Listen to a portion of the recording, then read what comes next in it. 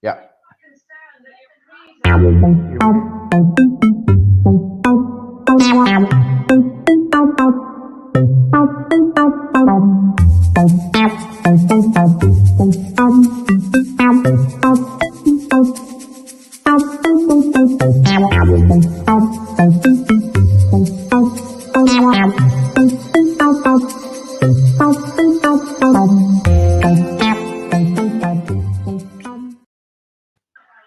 Good afternoon. I'm getting mixed up with the mornings and the afternoon. Yeah.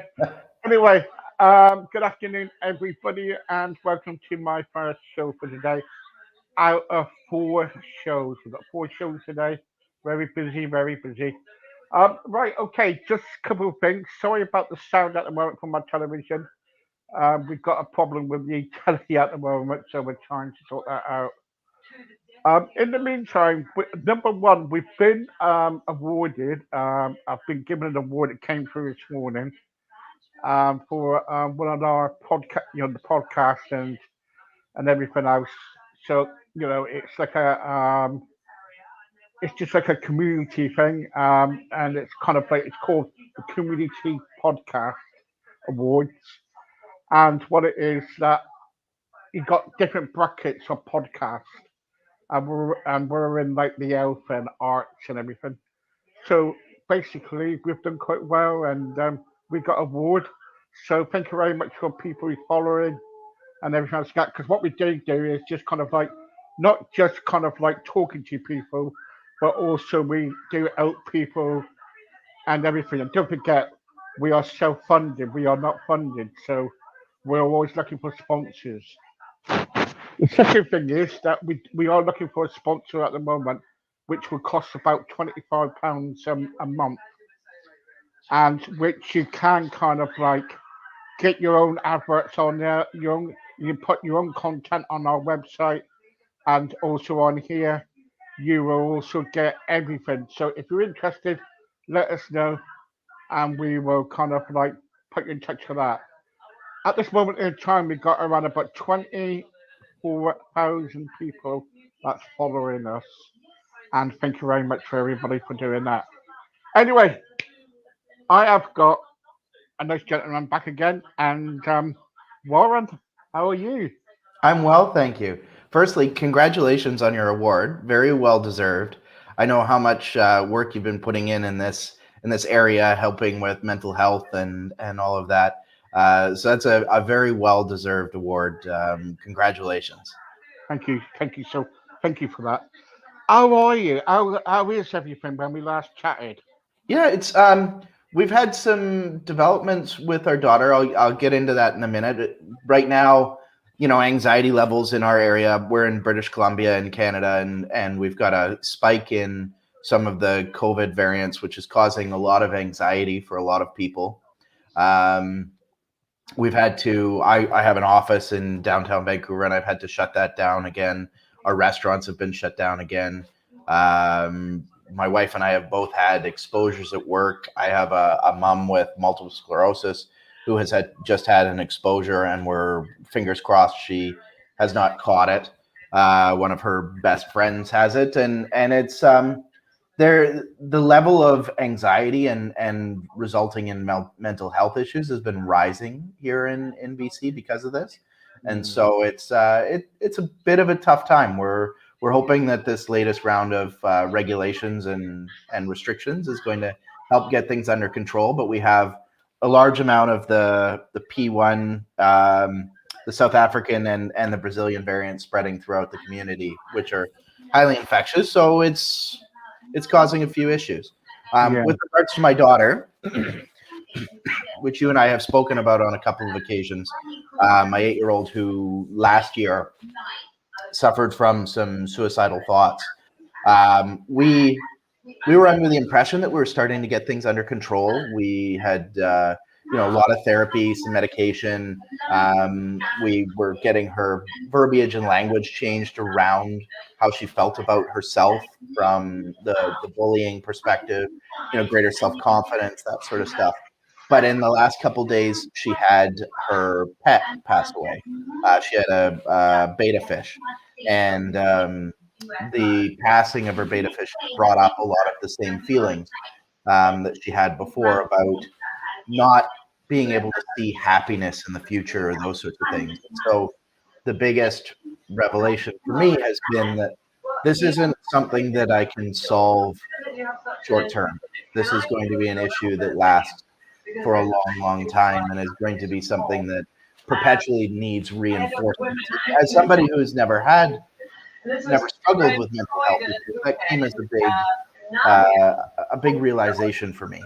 And so I'm having to re-engage with my own process of how to deal with mental health issues and not just with hers. And I think that's a good lesson for anybody who's dealing with somebody in their household or friend or colleague who does have mental health issues, is that they can look fine for an extended period of time, but that then a trigger can take place that drives them back into a situation where they're unable to manage it again.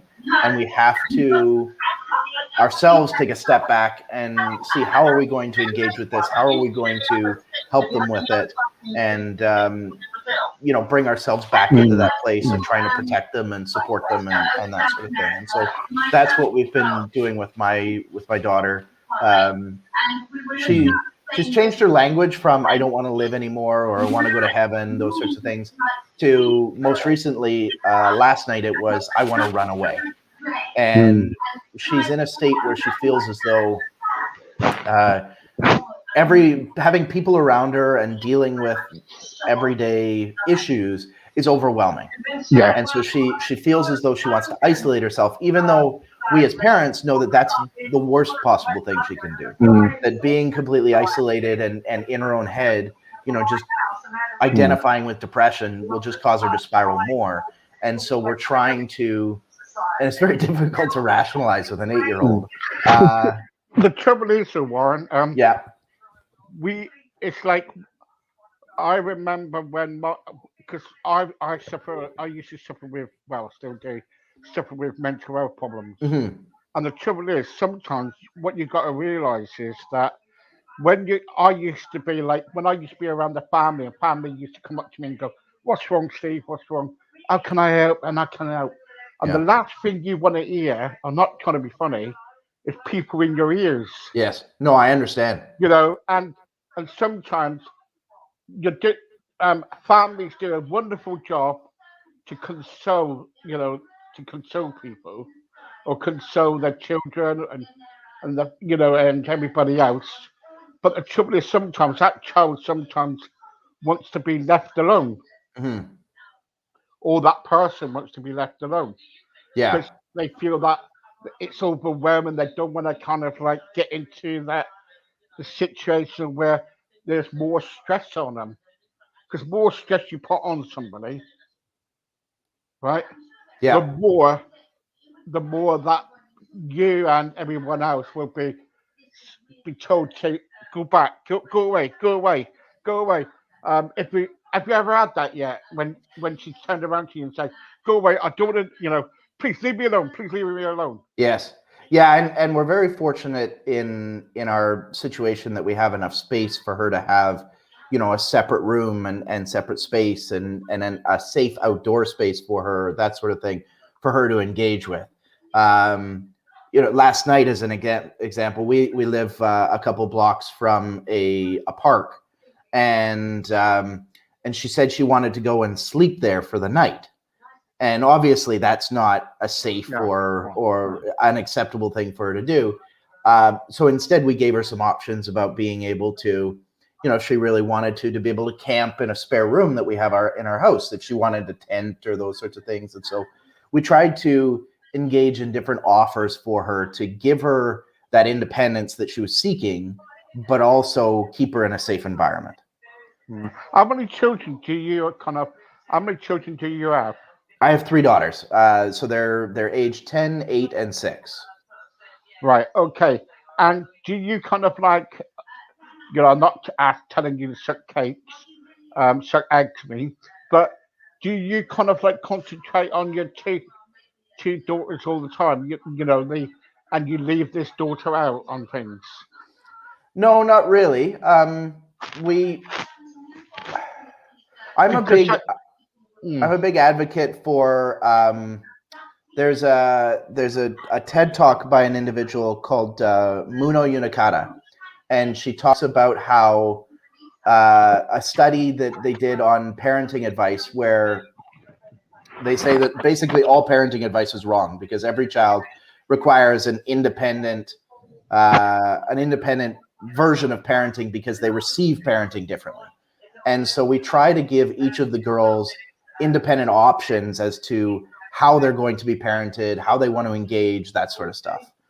So rather than grouping the three girls together and saying you're going to experience things in the same way, we try to ensure that they have the opportunity to engage in different ways. We offer things as a group, right? If we're going traveling or anything like that, certain things have to take place as a group of the five of us. But my oldest really likes to play video games. That's what she wants to focus on. She's got ADHD, anxiety, those sorts of things, and engaging in video games really helps her.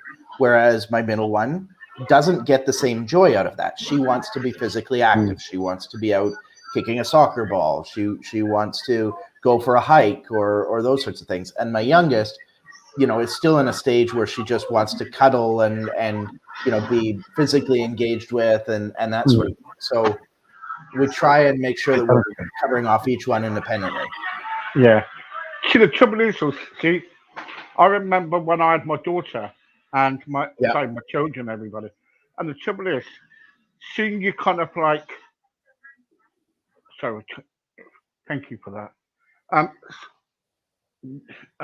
The trouble is, I remember when I had my children, right, and we used to concentrate on, like, say one of them, right.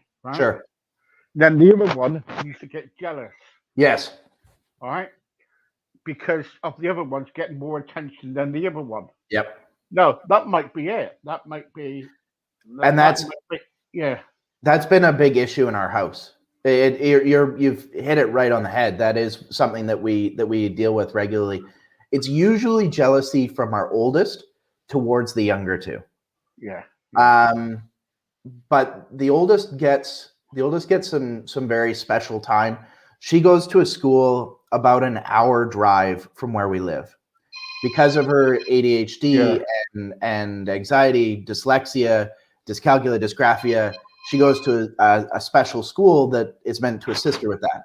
So every day she gets 2 hours of independent one-on-one time with my wife or myself. So we try really hard to balance it out, but with 3 kids, you're exactly right.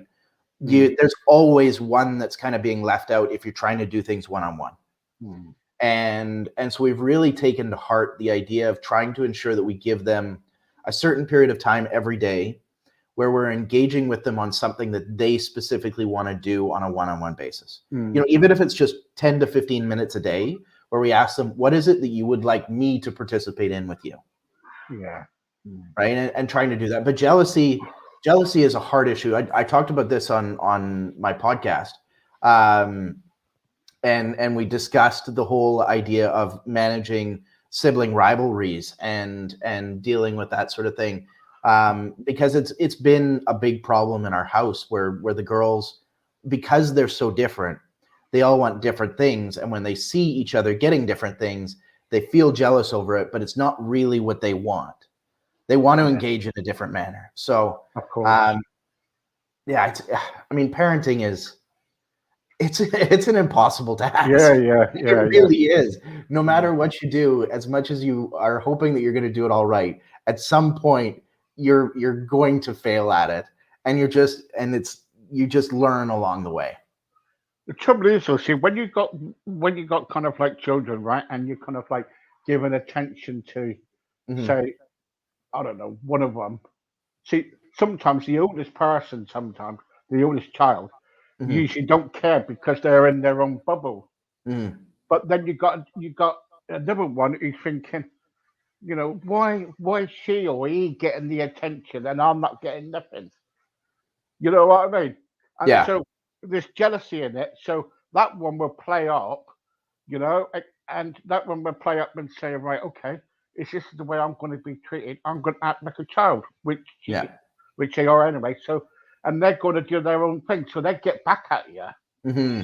You know what I mean? So they Oh were kind of yeah. like, they would go, okay, I'm not having it. You know, if he wants to do something with me, he can, he doesn't spend time with me. You know what I Oh, mean? it definitely, and we do see that. We have to overcome that regularly, where Yeah, it's kind of, there's a bit of spite in it. Like, oh, yeah, you're spending more time with my sister, so I'm going to spite you by, not wanting to do the things that you want to do. yeah. So it is definitely a challenge, particularly raising three girls and each having their own, between ADHD and learning disabilities to depression to our youngest. We're starting to notice now that she's engaging in hoarding activities. So she is hoarding stuff in her room, toys, whatever it may be, um, because she's feeling a little left out with her older Mm, sister's issues. mm, And so, Rachel, my wife, and I almost feel like we're just running from fire to fire to fire at this point. mm, And, to add on to that, my wife has some mental health issues between anxiety and mild depression, that sort of thing. And mm, so I really feel like I'm running from fire to fire to fire between, mm, trying to keep my wife in a position where she is mm, okay to then engage with the mm. girls, but then going between the three different girls to Are do it. So you, Warren? Are you trying to kind of like please everybody, or are you kind of like think? Are you one of these fathers who kind of like how can I say it? Come on, calm down, calm down. Or are you one of these people saying that this is enough? We got to come to agreement here that something's going to happen here. Or are you one of these people thinking, oh, get on with it? it's a very good question, because I would say that I'm both. So early on, when having kids, I would have been very much the, okay, that's enough. Let's shut this down. Let's get control of the situation, that sort of thing. Because I had no education and no realization of how unhelpful that was in dealing with mental health issues. Mm, And so in the last year, because all of this has really come up, I've spent a lot more time working on myself, my education towards this, my skill set towards this, these sorts of things. So I actually, in the last couple months, I started doing, it's called neuropsychotherapy. And so what they do is they attach a series of diodes to your brain, and they measure your brain waves. Okay. And they give you a series of stimulus, whether it's opening and closing your eyes, doing math calculations in your head, mm, a number of different things to measure the different brain. There's 5 different brain waves to measure how they react to different stimulus. mm, And what they discovered in my brain was that I'm a very intense person. I don't know if you can tell over over a podcast, but I have a level of intensity that works really well for my profession and my podcast and those sorts of things, but can be very challenging for my kids to deal with. There's these other brainwaves that are able to moderate your intensity. So think of it like, I have a very low set of brainwaves that stop me from always being in fight or flight mode.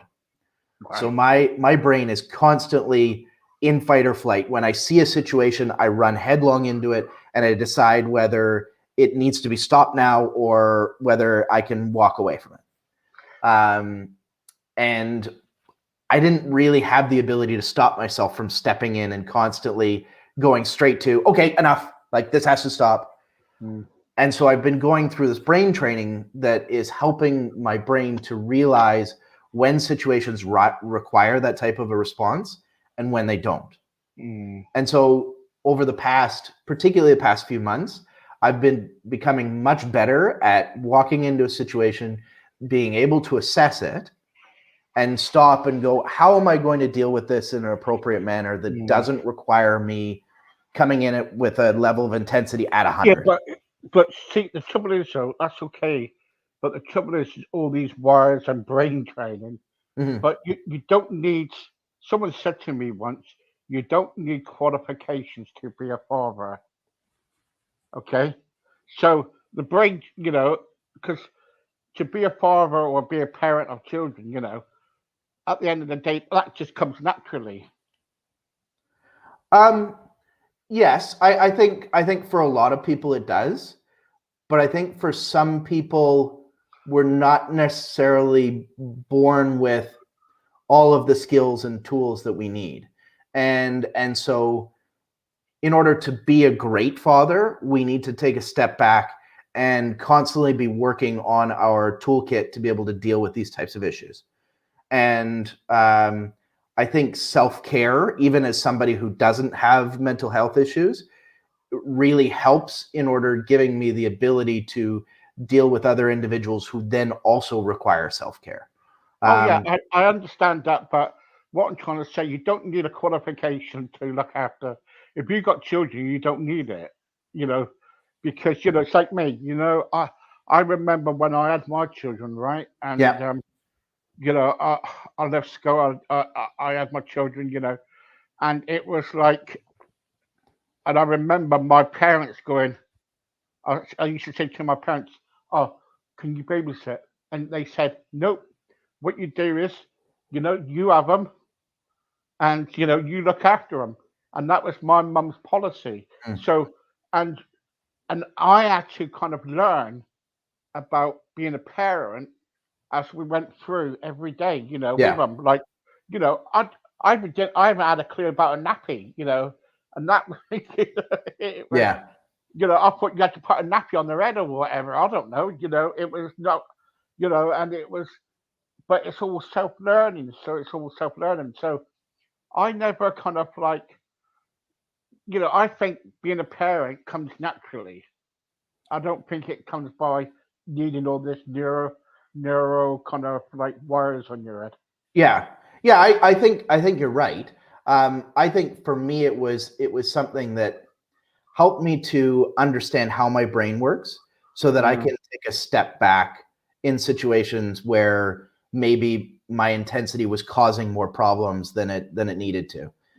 no, And my my thought in all of this is that if I can spend an hour every week just becoming a little bit better at being a parent, through whatever form of education, just an hour, I'm yeah, going to be a better parent every single week. And so, as in a big part, my podcast about being a flawed dad has been that hour, has been me taking an hour to learn about a subject, to talk about it with my co-host, right? And being able to then apply that in my life. A big thing in our household when I first started the podcast was yelling was a big problem in our house. And that's a huge contributor to probably some of the mental health issues that we're mm, experiencing with our kids. Is yelling was a huge yeah, problem. And in having conversations with my co-host and reading books and just doing an hour of reading articles before sitting down and talking about them, that's largely been eliminated from our household. It's still there. I mean, yeah. I'm far from it. Gratulations, gratulations. Gratulations. It works, but for some people, you know, it doesn't. And the Yeah, trouble is, being a parent, it's natural. You kind of like it's hard. You know, it is hard. When you have your first one, I remember my wife. When she had her first one, it was like, oh my gosh, what we're gonna do, what we're gonna do. But with my wife, it was like she had to adapt very quickly, hmm, and so did I. And it was, but then I thought, well, it's my children. We got to look after them, and you know, and I've got to start kind of like, what I wasn't mature enough to have children at that time yeah. because I was a right old idiot, messing about and things like that. How old were you when you had your first child? I was around about 18. Okay, yeah. Tough to take care of a child when you're only just getting the skills to take care of yourself. Yeah, yeah, that's it. And see, And the trouble is now is like, when I remember kind of like, having kind of like sexual intercourse with my girlfriend, I said to her, look, you know, she said, well, we need to use precautions and stuff like that. I said, yeah, okay, yeah, yeah. But then it was like, things went off and, didn't have time for that. And that was it. And then then a mum came down to me one day and she said, oh, do you know, my daughter's pregnant. What you going to do about it? Hmm. I look, and I looked at my mum because, and my dad, and I was thinking, and they looked at me and they said, what you going to do about it? And they Hmm. looked at me because, it was my problem. You know what I mean? Yeah. And I had to face up to it. And I said, look, okay, okay, we will sort it out. And which I Hmm. did. But, it's difficult. Being a parent is so difficult. But I, between, but, what I'm trying to say, I don't think we need to be wired up to teach us naturally about looking after our children. Yeah. No, and I certainly agree with that. I think for me it was about learning out my brain, Yeah, and yeah, then trying to become a better version of myself. I mean, in reality, the reason I named my podcast The Flawed Dad's Guide to Parenting was in recognition of being flawed, yeah, right? In having issues that I'm trying to deal with. yeah, yeah, And so for me, it's almost as much experimentation as it is self-improvement, yeah, right? yeah, And so I'm constantly just trying to figure out what are the small tweaks I can make in my life, in myself, to be a yeah, better individual for my kids. Much in yeah, the same way that people spend, the time listening to your podcast about mental health issues, is taking a few minutes each day just to learn about ways that they can address the issues in their life. And so yeah, for me, when I first created the podcast, it was there was I didn't care if there were any listeners. I still don't really. What I really care about is, am I becoming a better parent through every episode that I do with my co-host, so that these kids can have a better life. Well, And I've been watching your podcast. See, I'm well known to kind of like with my podcast and my shows and my radio shows that I do. mhm, I'm very well known to kind of like come out with it. I yeah, don't hide any beat around the bush. So this is what I'm going to tell you. yeah, I've watched your podcast, mhm. right? I've watched the repeats. I've watched every single podcast. And as you are now, you have come on a, really a lot Well, thank you. as as a person Yeah, and as a father. So I love your podcast. I think your podcasts are fantastic. thank you. No, That means the world to me. it does. It does. Your podcast is fantastic. I love it. You won't be if you if it wasn't, you won't be here. You know what I mean? For the third time, you mean? Yeah. Well, Yeah, I, you won't I be for love the first. chatting with you about this. I Yeah, love it. yeah. And I love having you on. I think you're a really good bloke. And we love you having you on.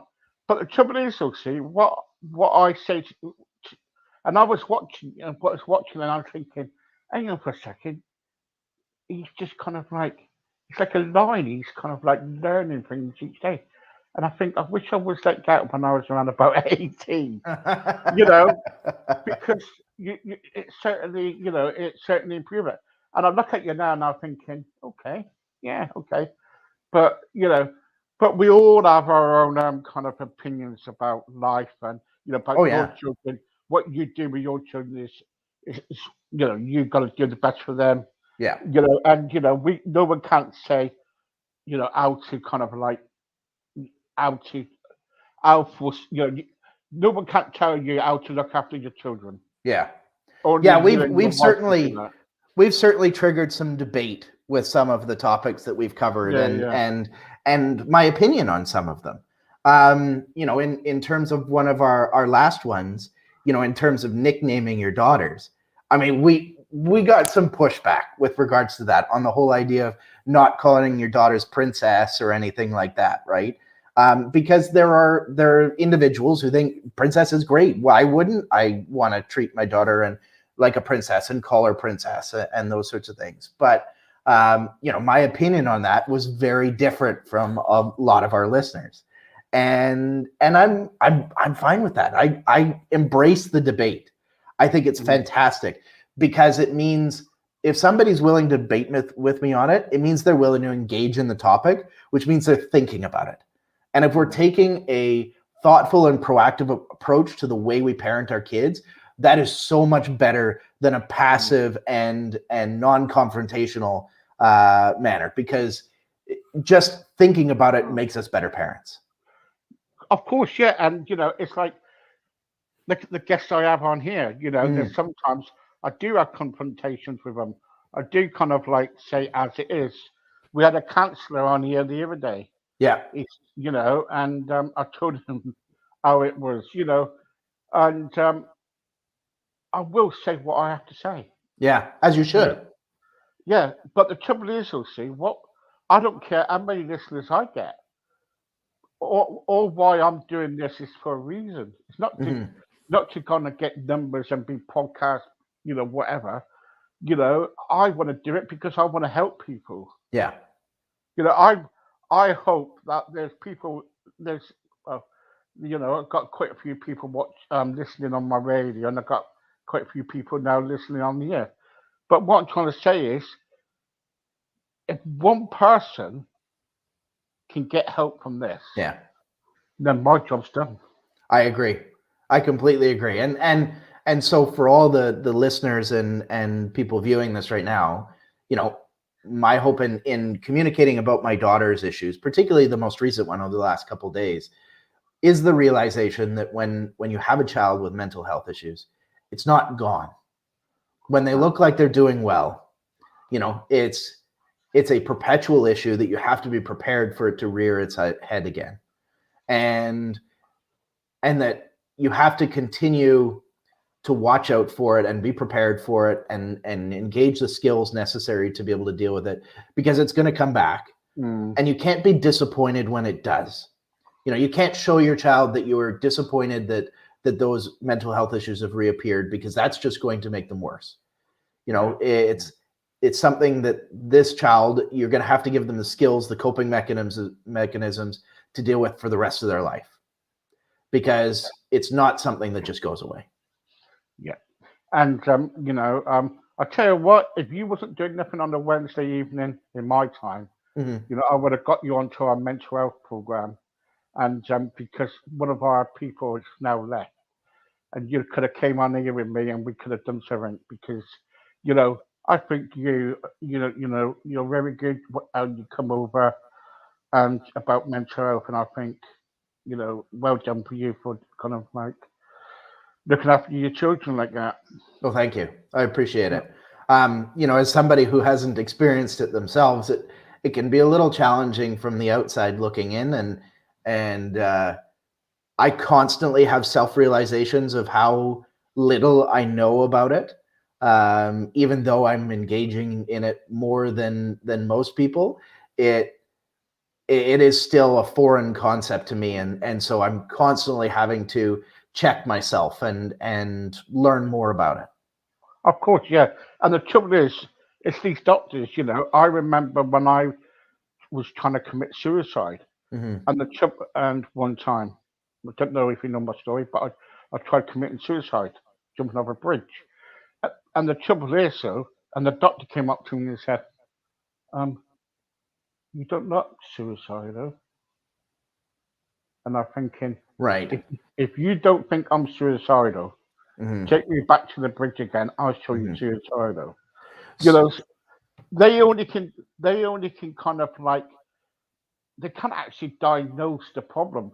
All what they can say is like, you've got a mental health problem. Do you get what I'm trying to say? Yeah, I do. There's an outside perception, and then there's the internal reality. That's it. Yeah. Yeah. Well, yeah. And so what was it that not that pulled you out of it? Because obviously you're never really out of it. You're just, you have moments where you where you're able to deal with things better than you were at that moment. What was it that gave you the skills and coping mechanisms to not constantly be going back to that place? I think it was my faith. Faith. Yeah. I think it was definitely. It was definitely. Well, people. I don't know if you. Of course not. My book's not even out yet. But I've written a book, and it's Mm-hmm. supposed to came out last year, and it because of all coronavirus, it's kind of Yes. like. Yeah. But in it, it was like I was. I was on this. I was really down, really low, depressed, really kind of. I was trying to kill myself. I tried everything. I tried stabbing myself with a knife, and I've done all sorts of stuff. Mm-hmm. And I went to this bridge. It was in the UK. Have you ever heard of Cornwall? Yes. Yeah. Well, I live in. Where do you live to? You live in the USA, don't you? Why Vancouver in Canada? Yeah. Like, yeah. So I, where Cornwall is, I don't live very far from it. Okay. I live in another place called Devon. So Yeah. and the, there's a bridge there called the Tamar Bridge, and Mm-hmm. if you Google it, it's really, really, Yeah. It's a really very nice. famous bridge. Yeah. Yeah. So anyway, I was on that bridge and I was just about to jump off, and I heard a voice, and clear voice, and it said, "I love you." Hmm. And there and then, people say, "Oh, I'm mad," but I'm not. It was clear today as I can say. It was like, "I love you." Why? And that was it. And I was thinking, and I was looking around thinking that. Then all of a sudden, two police came and kind of like arrested me under the Mental Health Act, Mm-hmm. and that was it. And they said, "Did you know you had your one leg over the bar and you nearly kind of like, you nearly kind of like actually killed yourself?" I said, "What?" Mm-hmm. And so from that point on, did you really make an effort to engage in your faith, or did it just kind of come naturally? No, I actually kind of like, no, I kind of like started going to church, Yeah. started leading my life, and kind of like, I had to. I was. It was. You know. I knew there and then that there was a God. Okay. Okay, so with me, I know there was a God. So, and I can tell you there is a God. So, Yeah. but until you experience something like that, you can't. People think you're mad or things like that, and it's like the doctors. See, they only can diagnose you. They don't know. Mm-hmm. They don't know what you're going through. Yeah. They only can diagnose you and think, all right, okay, you got LSD or whatever it's called or whatever, but Mm-hmm. they can't actually diagnose your mental health problem, Right. right? And all they can do is say, oh yeah, I'll prescribe a drug for you, things like Mm-hmm. that. You know, um, but until you come to a point in your life where you kind of like you really, really had enough and you really want to jump off that bridge, Yeah. then you got someone kind of like telling you, nah, nah, don't bother. Was there a particular aspect of faith that gave you the greatest amount of strength? Was it, the love of God, his love for you? Was it, the guidance in that suicide is wrong? Like, what was it within Well, faith that gave you the strength? it was another story behind that one too, because Mm-hmm. when I went to that bridge, um, people will laugh at this, but it was like I had a vision, right? Okay. And it was like Christ on the cross, and it was coming to me, it was shining to me like that, and Okay. it was saying, I love you, things like that, and then it turned, then it kind of like it just looked at me, kept on looking at me, and it made me afraid, really, pull back.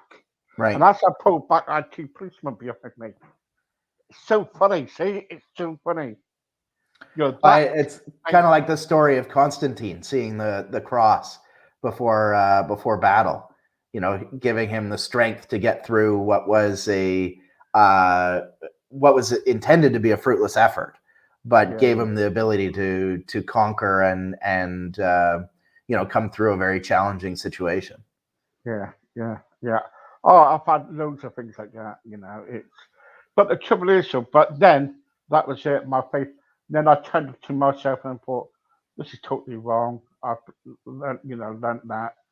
I had to deal with that, and and I was thinking, well, while I'm cutting myself or doing these things, it's not part of what God wants me to be, And that was it. Then I just kind of like automatically kind of like thought, well, no. So did your faith give you a stronger ability or a greater ability to engage in self-love? Like to understand that not only if God loves you, you can love you. Well, I'm glad you said that, because this is coming up to the podcast. Yeah. What it is, my wife will tell you this. I never use my wife Sheena. I will never used to like coming on here, right? Showing my face. Oh, okay. Or doing the Zoom. So every time we had a prayer meeting with the church, or if we had like a Bible study with a church, I used to go on to Zoom, but I never used to show my face, because I thought to myself, oh no, self-love for me was like, oh, I don't love myself. I hate myself. Right. I hate the way I am. But then I got to a point I'm thinking, one day I'm going to do this. So the minister got in contact with me and said, no, I want you on Zoom. Mm-hmm. I want to see a picture of you. So then I was on there, went on, was all right. People accepted me for who I am. Mm-hmm. Then after that, I felt led to do this. One day I just felt led to do it. And next minute, I'm here. So you conditioned yourself. Yeah. Yeah. I'm just kind of like here now, and I love every minute of it, and we started off with like a few guests, and we get build up. I think we're like packed out now till like May, I think. Mm-hmm. With That's that, fantastic. You know what I mean? So. It's absolutely amazing, and I think the more you engage with this sort of a thing, and the more you give other people of yourself, giving yourself to them, the more rewarding it is, and the easier it is to love yourself. The easier it is to realize that you're valuable and that there's something here for everybody, just by doing good works, by being philanthropic. And that's one of the things we're really trying to show our daughter, is that you don't necessarily, you can give of yourself, which will be just as rewarding as doing anything else, and will give you purpose in life. That's it. Anyway, thank you very much for the chat today. No, thank you. I appreciate you having me on and having a spirited debate about a number of topics. I really appreciate it. No, that's it. Anytime you want. I'll get my wife to kind of like contact you. Sure. Again, because I'd love that. I love having you back on. I'll get you back every week, but yeah. But anyway, Miles, thank you very much, Warren. It's my pleasure. All right, and we'll hopefully get you back on as soon as possible next week. I'd love to, Steve. See you later, mate. See ya. Bye. Bye.